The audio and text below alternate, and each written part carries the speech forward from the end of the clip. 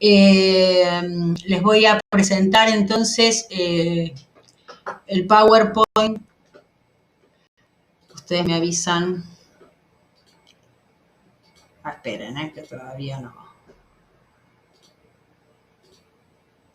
Ay, todas las veces hace todas estas preguntas. Terrible. Bueno, ¿están viendo acá esta semillita? Sí. Sí. Sí. Bien, perfecto. Bueno, la propuesta de este encuentro es que podamos charlar en líneas generales, bueno, y bastante específicas, se van a hacer algunas cosas, el tema de la germinación. ¿Quieren apagar el micrófono y lo prendemos para interrumpir? Y me interrumpen, obvio. Ahí va.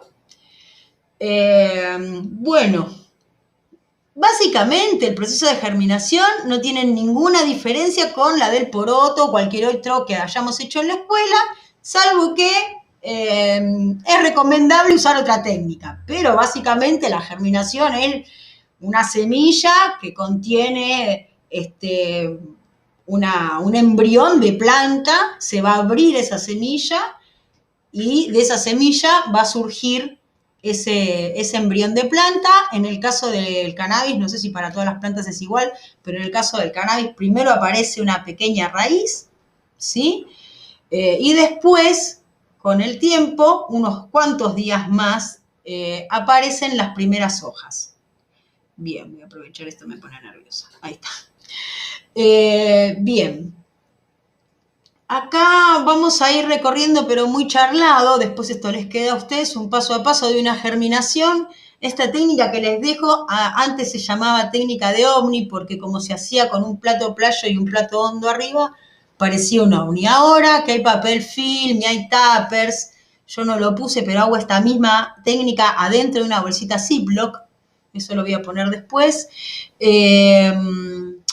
Esta sería para mí la técnica más recomendada. Yo estuve explorando ahí, vi otras técnicas, uno que envuelve una servilleta, envuelve un algodón en las servilletas y hace más o menos lo mismo, como una especie de sándwich de servilletas rellenas de algodón. Bueno, vi un montón de cosas, pero para mí esta es la técnica básica y la que funciona siempre.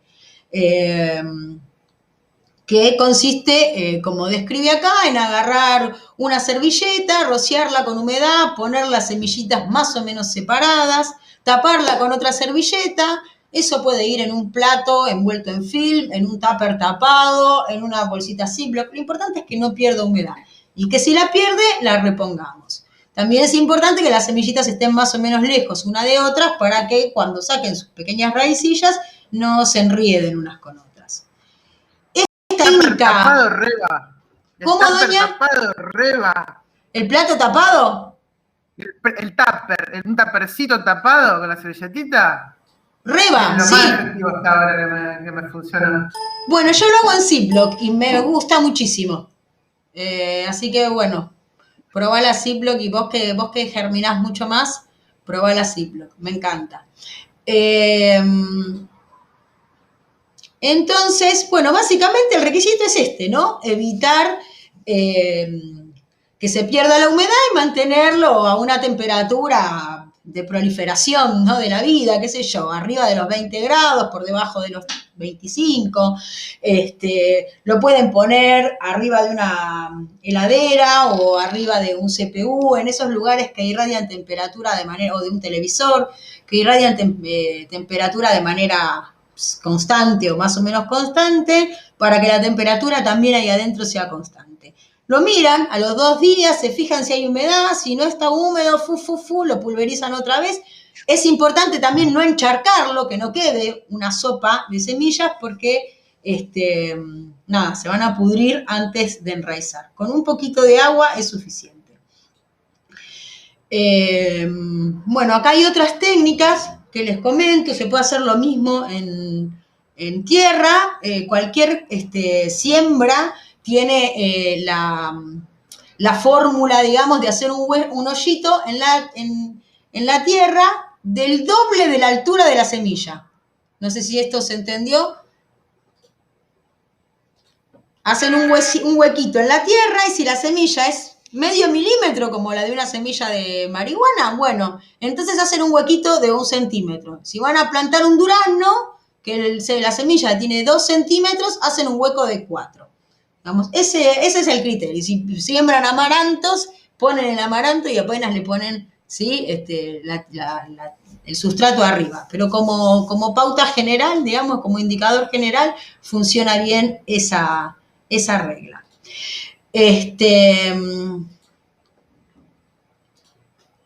Bien, sigamos.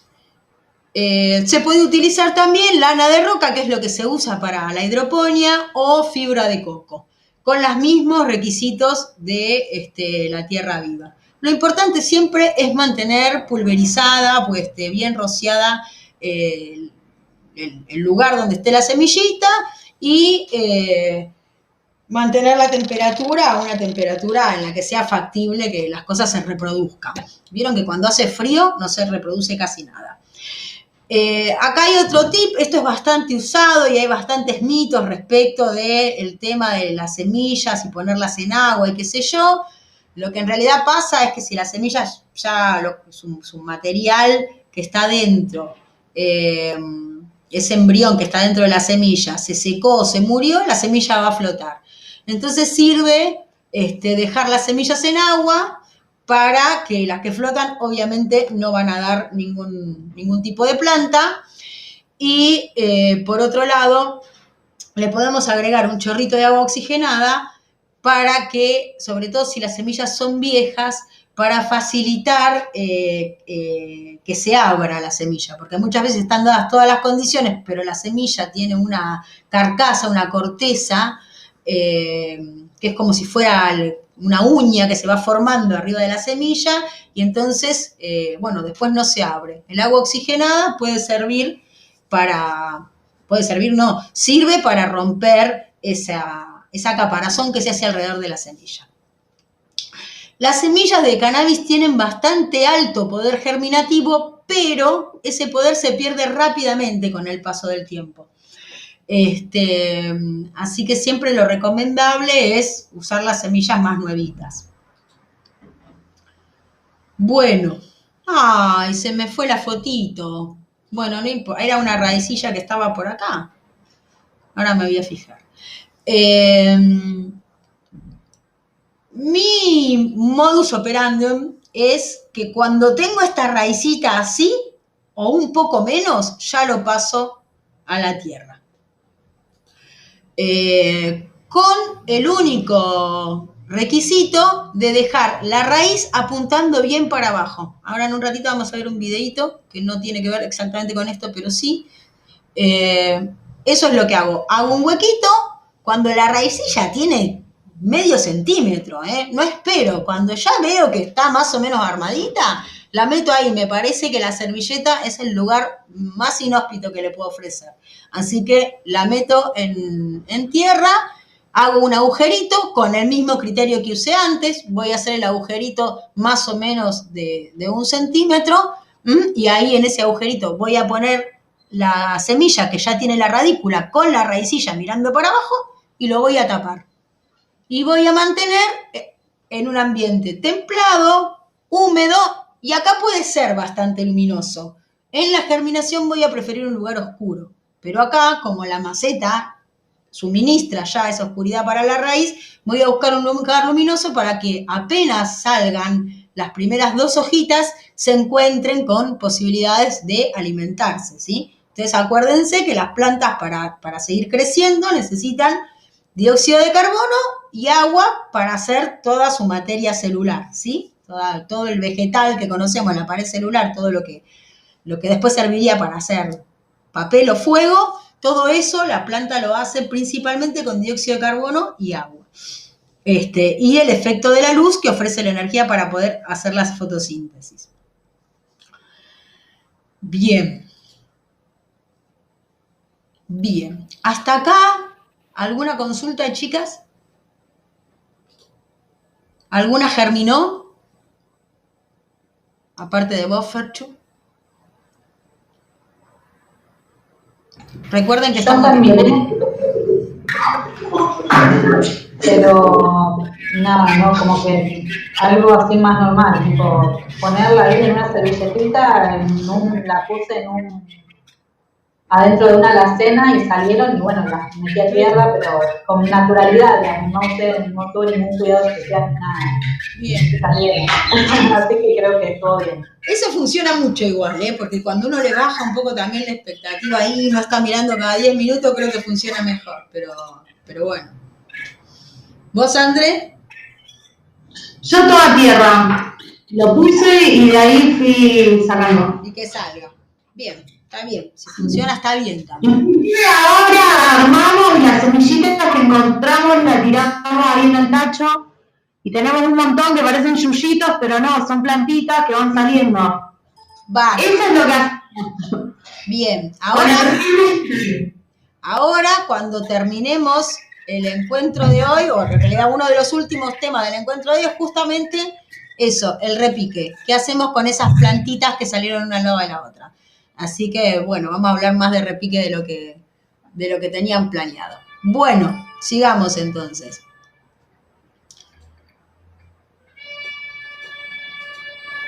Todas las veces me pide que le permita todo. Yo le permito todo. Bien. Bueno, ahora viene esta cuestión que tiene que ver con qué pasa si tenemos la posibilidad de comprar semillas de marihuana, ¿no?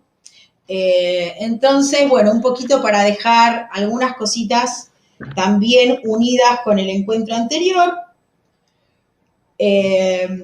Cuando nosotras compramos semillas, si vamos a comprar a través de un banco de genética o de alguien que compra y a su vez revende del banco de genética, nosotros vamos a tener una información que ofrece este banco, este fabricante de semillas, que nos va a indicar algunas cuestiones que son para nosotras cruciales. Una es la dificultad del cultivo, que eso también es una data que ofrece el vendedor que nos permite saber si, bueno, si no estamos muy duchas en esto, lo dejamos para después, y si queremos hacer alguna experimentación con nuestros cultivos, a lo mejor no es la mejor semilla, ¿no? Buscamos uno que sea más sencillo para experimentar, qué sé yo, un cambio en el tipo de iluminación o alguna cosa así. Otra característica que podemos ver en el... Ah, ya, se fue. Otra característica que podemos ver en la información de la semilla es el rendimiento. Y esta es una información que es muy interesante porque ahora lo vamos a ver. El rendimiento de una planta no se mide por maceta, no se mide por litros de sustrato, no se mide por tiempo ni de vegetativo, ni tiempo de floración, sino que se mide por metro cuadrado. Es bastante también para mí ambigua esa información en algún sentido porque, bueno, el rendimiento se mide con flores cosechadas y no es lo mismo después que eso que se seca, etc. Pero nos da una pauta comparativa con otras semillas. Por ejemplo, si queremos comprar amnesia o, qué sé yo, White Widow, podemos comparar los rendimientos, entre otras cosas, y bueno, va a ser medio como la mentira del pescador, pero mienten siempre parecido. Es solamente para tener una referencia. Yo la verdad es que nunca alcancé el rendimiento de que dice la nota del vendedor. Y otra cuestión re importante es esto, el tiempo que voy a tener yo de cultivo total y el tiempo que tiene de floración, ¿sí? Eso me va a dar idea hasta del tipo de sustrato, del volumen de sustrato que voy a usar, etc. Estas características que podemos identificar en las semillas son, no sé si recuerdan del encuentro anterior, son características que tienen que ver con su condición genética expresada en el medio ambiente. O sea, son sus características fenotípicas, lo que la planta muestra, lo que se puede ver, ¿sí? También se puede ver el aroma, por ejemplo, o sea, se huele, pero digo, es perceptible el aroma, el tamaño de la planta, bueno, y otras características generales, que a lo mejor, bueno, el tamaño de la planta también podría ser un criterio para elegir las semillas si voy a hacer, por ejemplo, un cultivo indoor, ¿no? Y otra característica que en este momento le estamos dando cierta trascendencia es la característica quimiotípica. O sea, me refiero con esto a la composición y a la relación de THC-CBD que tiene la semilla. Sobre todo esto teniendo en cuenta el uso que le voy a dar a la planta. Si yo voy a usar una planta para producir aceite, para hacer tratamientos para el dolor, tratamientos para la ansiedad, tratamientos para, bueno, qué sé yo, en general voy a usar una planta de alto contenido en THC, pero si me interesa hacer tratamientos más vinculados con la regeneración celular o con la relajación, voy a buscar semillas que tengan más CBD. Incluso puede ser que me incline directamente por unas semillas con CBD. Digamos, esas son características químicas de las plantas que yo no las voy a poder observar directamente, ni en su genética, digamos, o sea, sí, pero tendría que hacer un análisis de su ADN, no lo voy a ver en sus expresiones fenotípicas. O sea, yo por la hoja de la planta no puedo saber si tiene más CBD o menos CBD. Esto también me parece que quiero vernos las caras acá, porque se está usando muchísimo decir que hay plantas que tienen CBD y son simplemente plantas índicas, ¿sí? Las plantas índicas, por más CBD que tengan, no pasan el 20%, ¿sí? En general están por debajo del 10%. A veces, la mayoría de los casos, las plantas índicas tienen bajo THC, entonces la relación CBD-THC es una relación que a lo mejor puede ser casi de 2 en 1, ¿sí? Pero, atención con esto, los efectos terapéuticos del aceite, sobre todo en las plantas índicas, están asociados no necesariamente a la presencia del CBD, sino de otras sustancias, principalmente terpenos, que son los que le dan ese olor tan importante a las plantas, sobre todo a las más índicas, que tienen enorme valor terapéutico, ¿sí? Pero no confundir las cuestiones quimiotípicas, ¿sí? De lo que yo no puedo ver si la planta tiene CBD. Tengo un plantín así, mirá las hojas anchas que tiene. No, con eso no lo voy a saber. Lo voy a saber o refiriéndome al banco de semillas o haciendo una cromatografía de la planta cuando la haya cosechado. En el medio, lo otro, chamullo. Bien, quería verles las caritas acá porque me parece re importante, entre otras cosas porque lo que sí pienso también es que es el THC el responsable de la mayoría de los efectos terapéuticos. Pero es tanta la prohibición y la estigmatización que hay que cuesta aceptar incluso sus beneficios terapéuticos. Hablando o responsabilizándolo de un efecto psicoactivo que en la mayoría de los casos es la risa. Entonces, bueno, me parece que ahí está bueno conocer realmente de qué estamos hablando.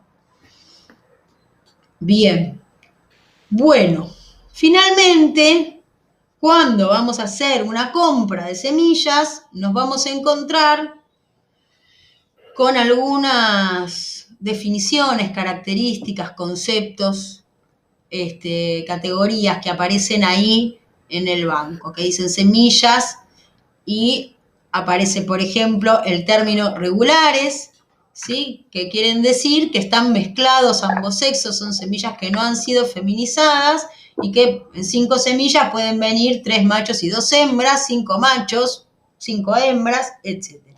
¿Sí? O sea, son semillas que no podemos, en las cuales pueden salir tanto hembras como machos, y es importante también entender que no hay manera, esto también lo escuché alguna vez, de reconocer el sexo de la planta por la semilla, ni porque tiene puntitos, ni porque es más grande, ni porque es más lisa, ni porque es más chiquita. No hay manera de reconocer el sexo de la planta en la semilla.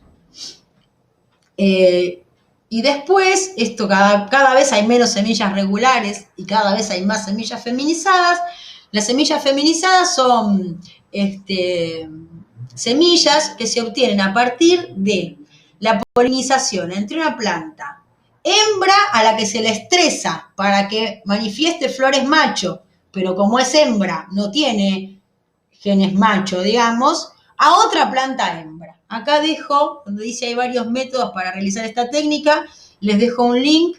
De paso les comento que esta página, no sé por qué no, que esta página a la que va direccionado el link, ahí va, Notas de Humo, es una página que consulto muchísimo, me parece muy serio toda la información que ofrecen, súper entendible, muchas de las cosas que aprendí, las aprendí en esa página. En esta página comenta en qué consisten los varios métodos, hay 3 métodos distintos para feminizar una planta.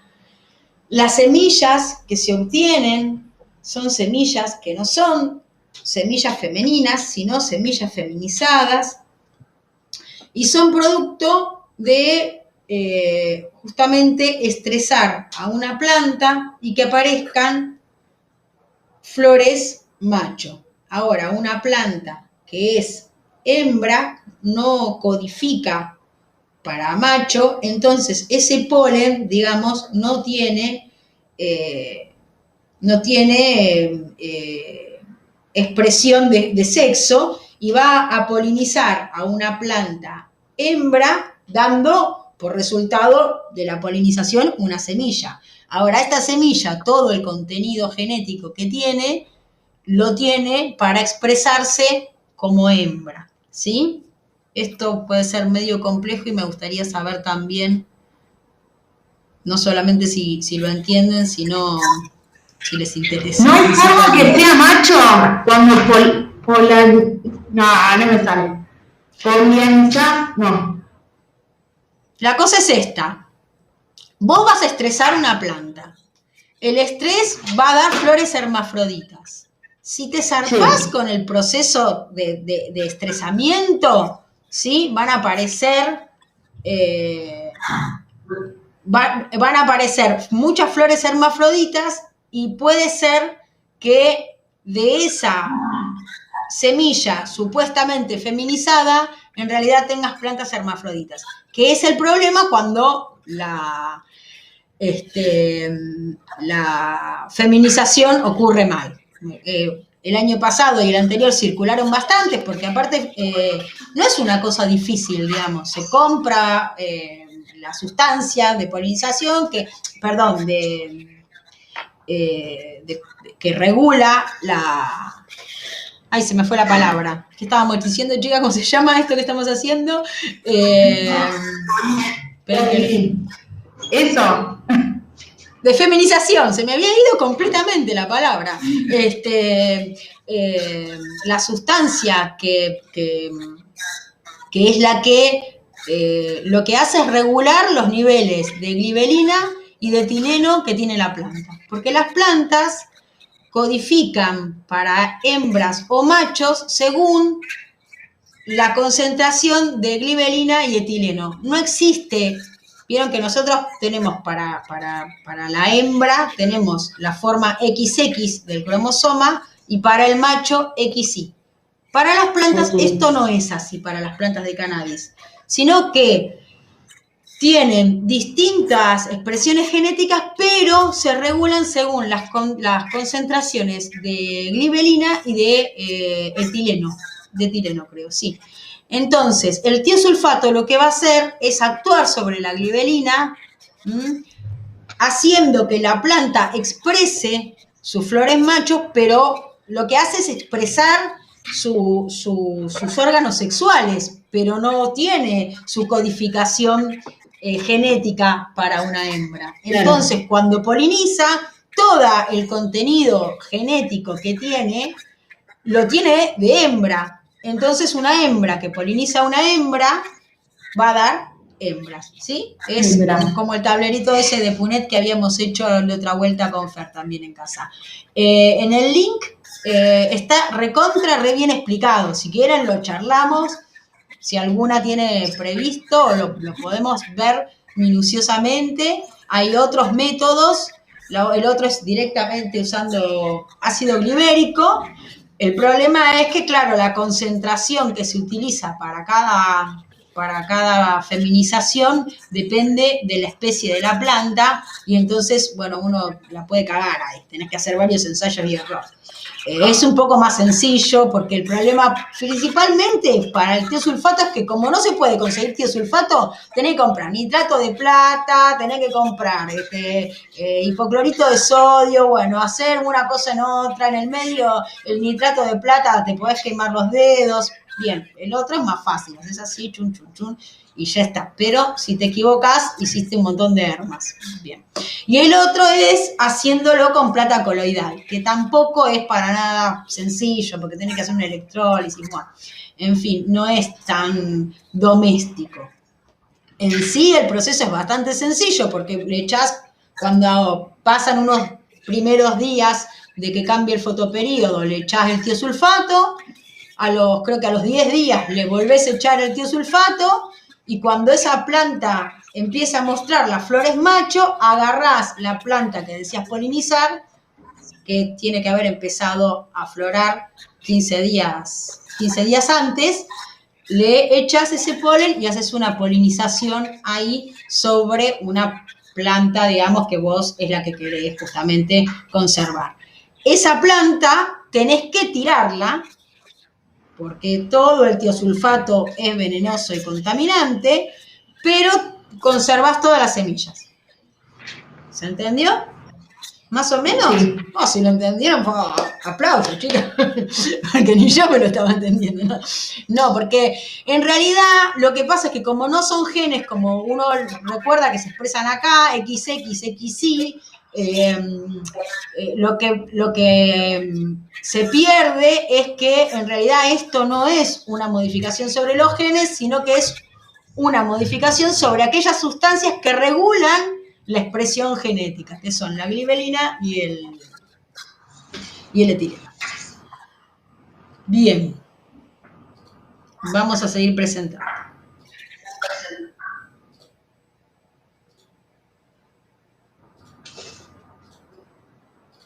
Muy bien. A ver, voy a ver también si esto está grabando.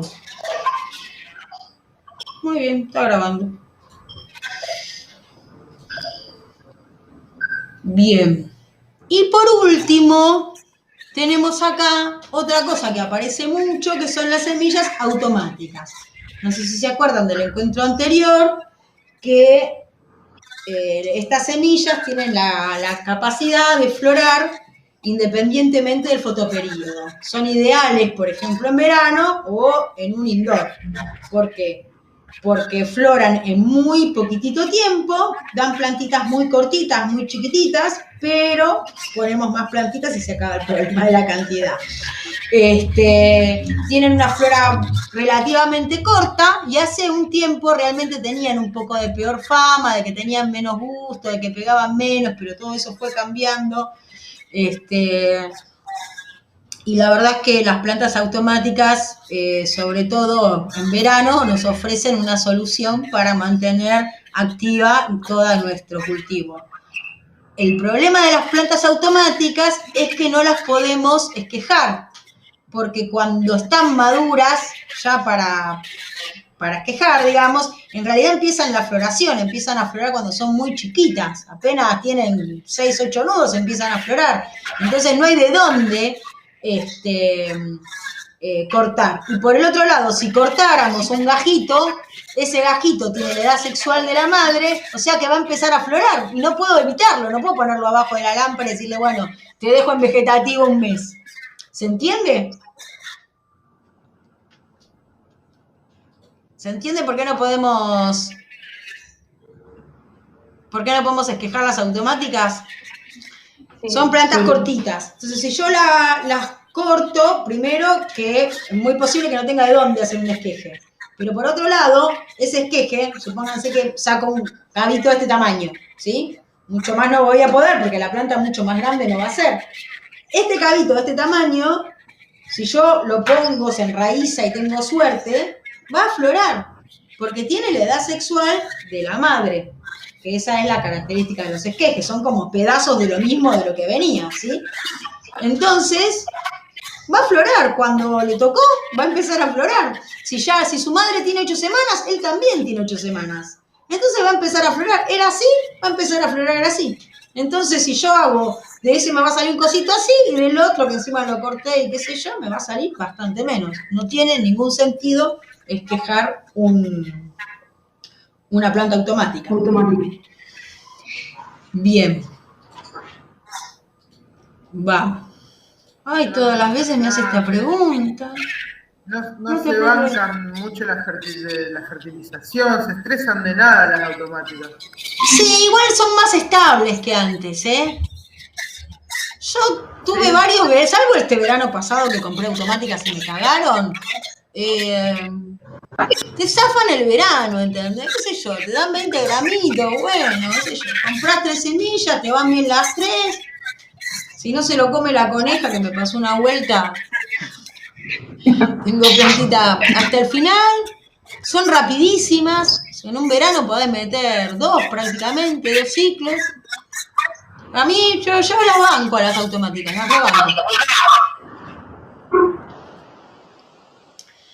Bueno, y acá, esta parte del encuentro tiene mucho que ver con que este fin de semana que vino Ferchu me trajo una plantita y que la miramos, y que por todas las características fenotípicas de las plantas, parecía que todo indicaba que fuera más sativa que índica.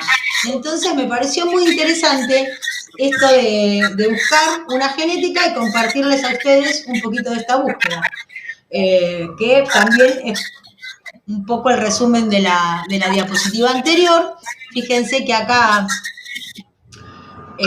esta página también está buena. Esta página también está buena. Es una página que no es de banco, y que aporta información de los bancos, entonces se puede comparar. Acá, por ejemplo, dice que es una planta que tiene 90% índico, recorre cuáles son los padres. Eso es lindo porque normalmente cuando entran a las páginas de los bancos de genética, hay toda una historia de la planta, ¿no? Quiénes fueron sus padres, si fueron ganadores de premios, algo así como el pedigrí de los perros y ese tipo de cosas. Me parece súper lindo y súper tierno leerlo. Acá, por ejemplo, indica que tiene 18% de THC y CBD desconocido, o sea, muy poco, ¿no? O sea, indetectable sería más bien la traza acá. Bueno, acá da algunas características del olor y el sabor, y esto también da cuenta de que los bancos de genéticas existen a partir del uso principalmente de lo que se considera recreativo, y entonces en el efecto habla del efecto fumado y con fines recreativos, ¿no? Entonces, bueno, acá están las características: relajante, body boost, que no sé qué querrá decir, sociable y narcótico. Bueno, dicen que es un piñón. Yo no fumé nunca de esto, pero no sé, ¿vos sí, Ferchu? Sí, te pega una locura linda. Bien. Un subidón hacia el principio y después se estabiliza y te deja más, o sea, entra el efecto índica. Ajá, exactamente eso describen en las notas de los bancos, exactamente así, como una piña así, muy fuerte al principio, después baja y un efecto relajante sobre el cuerpo. Es bastante cítrica, eso no lo dice ahí, pero es bastante limonada. De hecho, el aroma, ahora que está en floración ya avanzada, tiene un aroma como un cedrón, más afrutado, es rica. Y acá dice dulce y terroso, dulce y pino, me suena a cedrón también. Sí, tiene unos toques así también de eso. Porque es medio picante en algún punto. Bien. Bueno, lo otro que también es cuando compramos semillas, las semillas tienen una cata, digamos, pero después las condiciones de cultivo van a hacer que eso varíe también. Y también, bueno, para mí esto es una referencia, es como para ir viendo a qué me atengo, no es para nada lo que se cumple, por eso también cuando habla del rendimiento y eso, bueno, como tomarlo con pinzas, sirve para comparar con otro banco la misma semilla u otras semillas, distintas genéticas y ver con qué me quedo, qué sé yo. Es solamente para informarme, pero no para creerle del todo. Bueno, y acá tienen estos otros datos que les comentaba en la otra diapositiva, la dificultad de cultivo, cómo rinde en interior y en exterior, la altura. Acá habla de la época de cosecha, esto posiblemente sea en Europa, eso hay que observarlo. O sea que acá sería marzo-abril, creo. 9 sí, claro. Marzo-abril sería acá. Periodo de floración relativamente corto, que me parece que estas son las cosas que justamente le dan este sentido más índico, aparte de los padres, ¿no? Porque cuando uno la ve, y ahora les voy a mostrar un videito, cuando uno la ve, por la forma de las hojas y qué sé yo, pareciera que es una planta de procedencia más bien sativa. Ajá. Bien. Bueno, y acá lo mismo, ¿no? Esta debe ser otra página que habla de la planta, de que tiene copas, de esto, el tipo de variedad, el tipo de periodo de floración. Esto de planta compacta creo que tampoco lo charlamos mucho cuando vimos las diferencias fenotípicas, pero las plantas índicas tienen sus nudos mucho más pegaditos uno al otro que las plantas más sativas, que entre un nudo y el otro hay bastante más distancia. Bueno, el rendimiento y el lugar donde está, qué sé yo. Y acá del otro lado hay otro, también en inglés, como para molestar un poquito. A ver si lo podemos agrandar un poco.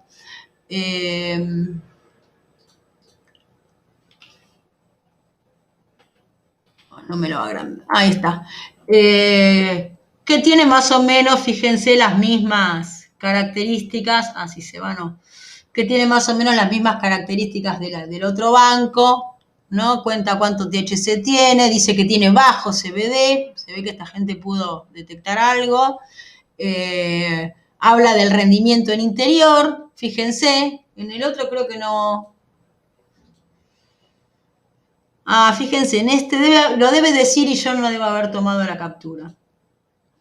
Acá habla del rendimiento en interior, no sé si ustedes alcanzan a ver, dice entre 500 y 550 gramos gramos por metro cuadrado, y en exterior entre 575 y 625 gramos por metro cuadrado. La altura, bueno, el tiempo de floración, el momento de cosecha. Yo no llegué a eso. ¿Cómo? Yo no llegué a eso. En exterior yo no llegué a esa producción. Ajá. ¿Y cuánto más o menos? Para mí esto siempre es una mentira, ¿eh? Para mí siempre es mentira esto. Sí, le funcione otro fenotipo, o sea, viste que hay gente que por ahí le viene más grande la planta y a vos no. No, claro. Sí, aparte depende mucho realmente cuánto haya tenido de vegetativo y cómo haya sido el sol, etc. Tuvo un montón. Y vino grande, fue una planta de más de 2 metros, pero... Bien, un montón eso. Habré sacado 400 gramos. Bueno, no está tan lejos. Para mí es muy mentira lo que dicen. Para mí es como un exterior de cultivo, ¿no? Cultivo en exterior. ¿Viste? Qué sé yo. No sé, como Adriana Hayes, después les paso.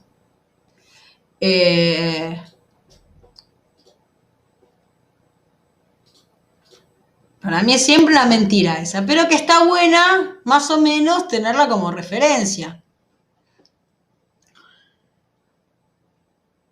Bien. Bueno, esta diapo ya la vimos, el encuentro anterior. Es simplemente para refrescarla, retomarla, y acá vuelvo a tomar estas mismas características fenotípicas y les dejo una definición de estos tres conceptos. El genotipo es el contenido genético ¿sí? El código genético de la planta, el ADN, no lo voy a ver. Voy a necesitar hacer una cromatografía de su ADN y eso no es para nada sencillo. Lo hacen los bancos de genética a veces, supongo. Lo que a nosotros nos importa de la planta, que es lo que podemos apreciar por alguno de nuestros sentidos, es el fenotipo. ¿Sí? El fenotipo tiene que ver con el contenido genético, lo que codifica para que la planta sea alta, sea baja, tenga pelitos azules, tenga las hojas anchas, etcétera. Está codificado por el genotipo, pero a su vez esto se expresa respecto de su entorno, ¿sí? O sea, respecto de las interacciones que tiene con el entorno. Esto es el fenotipo. Y por el otro lado está este concepto, que lo charlamos recién hace un ratito también, que es el quimiotipo, ¿sí? Que en realidad también habla de una visión muy occidental de la cosa, en la que los únicos cannabinoides que estarían involucrados en esta separación de categorías son el THC y el CBD. La planta de cannabis tiene más de 144 cannabinoides identificados, y reducir su química a 2 de ellos me parece muy de la farmacología, ¿no? Muy de la monodroga. Eso también me parece que es como para observar. Pero bueno, viendo las características de un banco de genética, nos vamos a encontrar con que nos da alguna información respecto de su quimiotipo. Bien, ¿hasta acá estamos, chicas? Sí, vamos bien. Vamos bien. Sí, estamos. Oye. Bueno, ahora sí, nuestra planta, tuvimos la semillita, en el término de 2 a 4 días apareció una raíz muy pequeña, esa semilla con esa pequeña radícula la pasamos a la tierra, al sustrato, al que elijamos, puede ser coco también, y pasados otros 3, 4, 5 días, vamos a ver que aparece el tallito y estas 2 pequeñas hojitas redondas, muchas veces salen, creo que casi siempre, salen enganchadas de la misma semilla y a veces hay que ayudarlas incluso un poquitito, con mucho cuidado, a que se puedan despegar de la semilla, porque quedan ahí con las 2 hojitas. Estas todavía no... Ah, ustedes no están viendo esto. ¿Por qué no me dicen, chicas? Chiqui. Imaginamos. Para que de paso aprovecho y me fijo acá si esto sigue grabando. Sí, esto sigue grabando, una maravilla.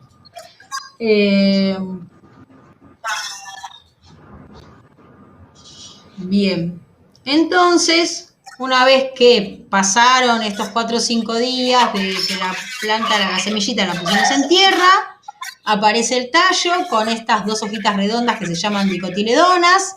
Aparecen solamente esas 2, muchas veces aparecen hasta tomadas como si fueran abrochadas por la misma semilla, y hay que ayudarlas un poquitito. Y esta fase, digamos, que se inicia cuando surgen estas 2 hojitas y que la podemos dar por terminada cuando la planta ya alcanzó el primer nudito o el segundo, vamos a llamarla fase de plántula, y es una fase que depende nutricionalmente de estas hojitas que son las dicotiledonas.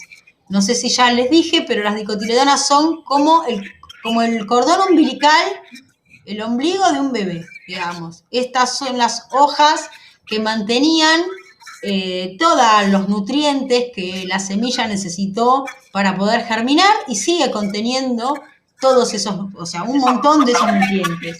En esta etapa, lo que nos vamos a preocupar, aparte de que la planta tenga muchísima iluminación y por supuesto la tratamos como un bebito, en esta etapa lo que nos vamos a preocupar principalmente va a ser que estas hojitas, las dicotiledonas, permanezcan lo más cerca de la tierra, digamos, que haya la menor cantidad de tallo expuesto posible, hasta que se empiece a ensanchar, y también vamos a observar cómo es el crecimiento de este tallo. Si vemos que crece muy rápidamente, que se empieza a hacer largo y finito, aparte de taparlo siempre con sustrato, lo que está pasando ahí es que la semillita requiere, la plantita requiere más luz, ¿sí? Esto nos suele suceder cuando germinamos, que la ponemos en un lugar semi-iluminado, y cuando el tallo empieza a salir, el brotecito empieza a salir,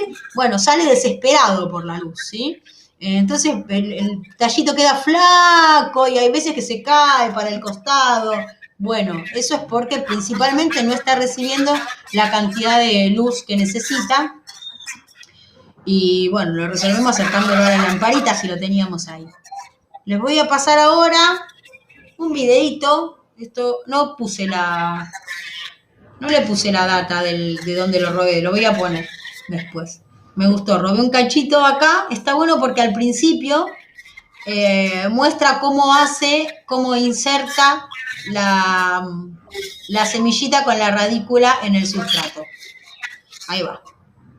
Ah, no me lo deja, a ver.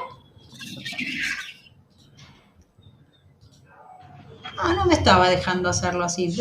20 veces probé, pero bueno, vamos a ver acá.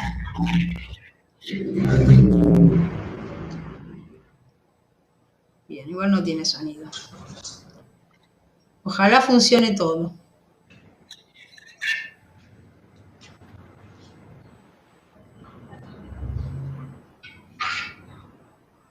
Ajá. Qué lástima esto.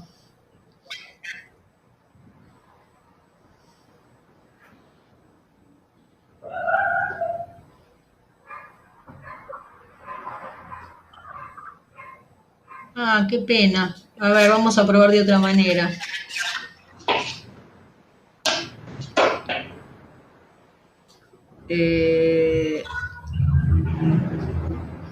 Esperen que no me acuerdo cómo se llamaba. A ver acá, ¿por qué acá no me lo...? A ver así.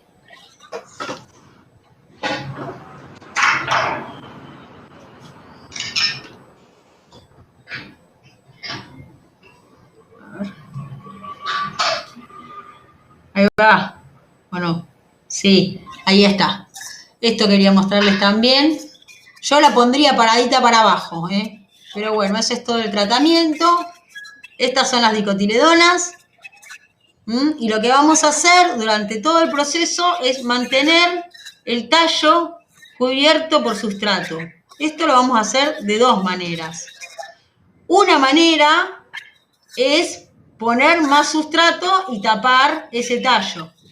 Y otra manera es simplemente sacarla del sustrato de la tierra y volver a trasplantarla, que es lo que se conoce como repique, ¿sí? Me gustó que se viera, miren, me saqué las ganas.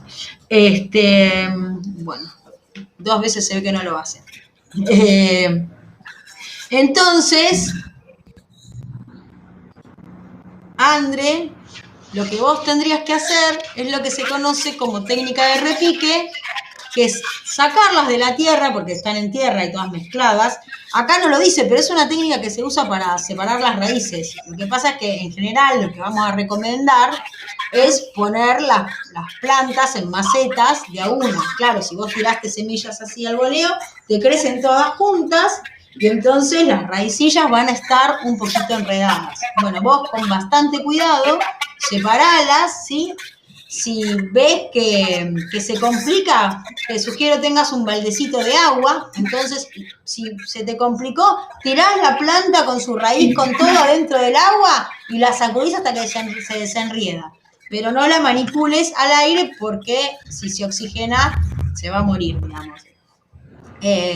Y volvés a ponerlas, posiblemente ya hayan perdido las dicotiledonas, pero si no las perdieron, volvés a ponerlas hasta la altura de la dicotiledona, más o menos, ¿sí? Y esto puede pasar varias veces, sobre todo si la planta tiene poca luz, porque entonces va a crecer muy, muy rápido, ¿se entiende? Entonces, lo mejor para no tener que hacer varios repiques es ponerlas en un lugar bien, bien iluminado, por un lado, y por el otro lado siempre intentar, bueno, si voy a sembrar al voleo, que sea amplia la cosa, porque les gusta bastante enredarse entre ellas a las raicillas.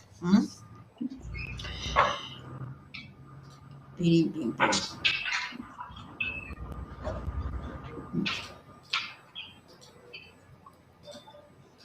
Bueno, creo que más o menos, sí. Y les quería mostrar, ¿alguna duda hasta acá, chicas? ¿Comentario? ¿Experiencia? No, ninguna.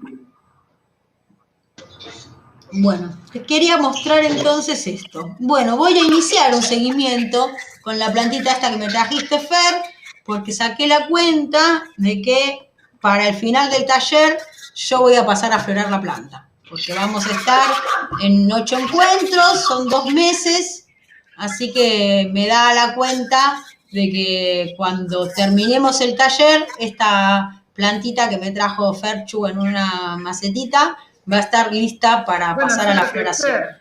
¿Cómo? Hacer, esquejala. Sí, claro que las voy a esquejar. No las voy a pasar a florar, pero va a estar lista para eso. No la voy a pasar, la voy a esquejar varias veces. Haces un link para el taller. ¿Cómo? Como souvenirs del taller, unas plantitas. Cuando quieran, claro. Acá siempre con tijera vienen y se llevan souvenirs. Bien. Sí. Digamos, hasta ahora es todo igual. Antes, ¿vos podés silenciar un poco el micrófono? Porque no me escucho nada yo. Ahí va. Gracias. Poner, ahora sería lo mismo en auto y en foto. Yo te pregunto porque auto no hice nunca. ¿Lleva la misma iluminación? Sí, no hace falta que la varíes. Lo importante en auto es que no se trasplanta, o sea que vos vas a germinar y la vas a poner en la maceta final. No hace falta que sean 20 litros. Si es coco, con una macetita de 7, contra remil estás. Y si es sustrato tierra, con 10, 12 también, porque son plantas muy compactas. Son plantas que necesitan de bastante iluminación, entonces, bueno, si tienen buena luz, van a crecer mejor. Pero la podés poner en el lugar donde estás vegetando, podés poner las plantas y también las podés poner afuera y tener ahora unas flores de invierno, primavera, que van a empezar a aflorar 8 semanas después de germinarlas, 6 semanas después de germinarlas, ¿sí? O sea, son independientes del fotoperiodo, son bastante dependientes de la luz, necesitan de una buena iluminación, por eso también son tan lindas en verano, ¿no? Porque, claro, tienen toda la iluminación. Son plantas para indoor, para mí son plantas para indoor. Para mí son plantas para el verano, para sacarte la cara. Pero hay mucha gente que las cultiva en indoor. Pero son la alternativa para quienes no pueden hacerse un indoor, digamos. O sea, cuando vos no podés hacerte un indoor y lo único que tenés es un patio, bueno, la salvaste de la helada y el resto del año tenés flores. Más cantidad, menos cantidad. Por otro lado, es tan chiquita que la acomodás casi en cualquier lado. O sea, son plantas para indoor para tener una buena producción, pero son plantas que nos garantizan tener flores todo el año. Y eso, fuera de quien puede hacerse un indoor, bueno, deja fuera un montón de gente eso también, ¿no? O sea, también hay que pensar que son caras, hay que pagarlas, ¿no? Pero bueno, no hay automáticas que haya por acá. Hay que comprarlas y estamos hablando de 1.700, 2.000 pesos una semilla. Pero bueno, no, una semilla no. Sí, una semilla. Compré, pero no las germiné todavía. Entonces tengo un par ahí de unas autocookies compré en Cultivators. Bien. Y no sé cómo serán, así que estaba esperando un cachito y quiero poner a germinar. Bueno, fíjate en la nota del fabricante, si sabes el banco de genética, mejor, y si no, son todas relativamente parecidas, ahí te va a dar una orientación de la dificultad. Eso, por ejemplo, si te dice que es difícil, no quiere decir que uno no lo puede hacer o que necesita ser un experto, quiere decir que vas a tener que fijarte más en las condiciones, si vos estás en un lugar, qué sé yo, donde no sé, tenés plagas o qué sé yo, bueno, te lo va a dificultar, donde no tenés buena ventilación, te lo va a dificultar. Si dice que es fácil, dale para adelante, sin mirar tanto en las condiciones, a eso me refiero.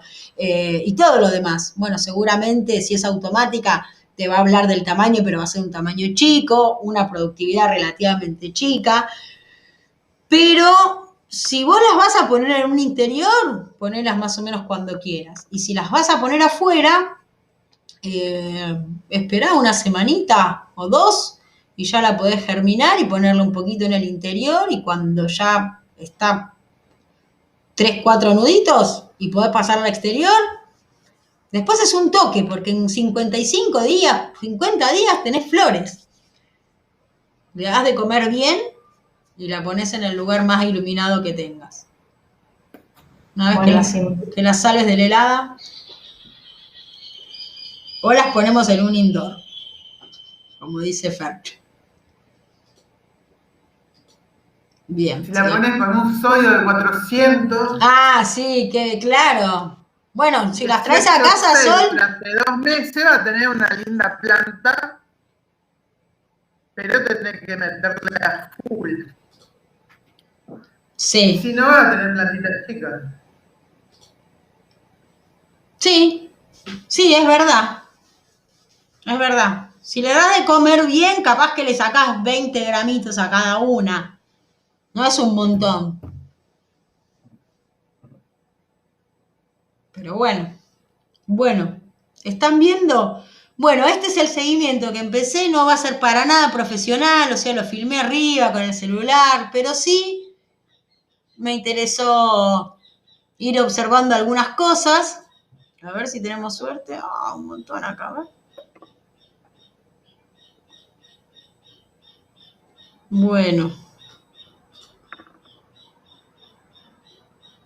Bueno, acá abajo podemos ver estos puntitos, estos pelitos, pistilitos, ya marroncitos, que esta planta es una planta que está revegetando, alguna vez, no hace mucho, tuvo flores, estuvo en proceso de floración y todavía quedan, mire, acá se nota bien, todavía quedan los cálices, ¿sí?, con estos pistilos que conformaron la preflor, ¿sí? Entonces, en esta parte, que aparte tiene esta formación tan característica de las plantas cuando revegetan, que es que salen brotecitos, uno pegadito al lado del otro, uno pegadito al lado del otro, y eso no es tan favorable porque esa zona después se pone muy compacta y prevalecen mucho los hongos ahí. Entonces, bueno, una vez que la planta empieza a finalizar su proceso de revegetación, ya está en un estado vegetativo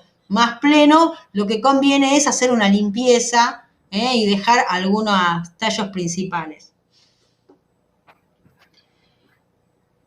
Y acá, bueno, esto quería mostrarles. Fíjense que uno mira estas hojas y nada da a pensar, primero que uno las ve y dice, ¿dónde está la chala? Me cagaste, Fer, esto no es marihuana, me trajiste un burrito.